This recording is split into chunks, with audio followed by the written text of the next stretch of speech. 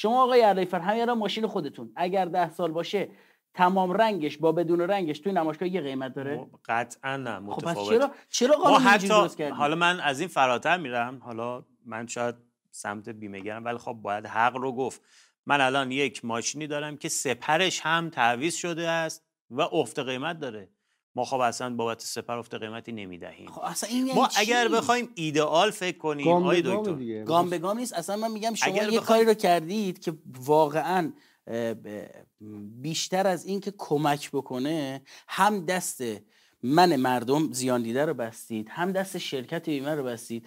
از طرفی شرکت بیمه میگه من که پولی براش نگرفتم. بله. و هر بازی رو در بیارم. خیلی جالبه توی یکی از این چیزایی که رفته بودیم میگه اگر ماشینت، حالا نمیدونم این چقدر درسته یا نه، اگر ماشینت قبلا رنگ داشته باشه ماده 5 دیگه به طلا آقا ماشینه از عقب خورده بود تا وسط جمع شده بود، بهش گفتن گلگیر جلو چون رنگ داره دیگه بهش افت قیمت تعلق نمیگیره. بابا همینه.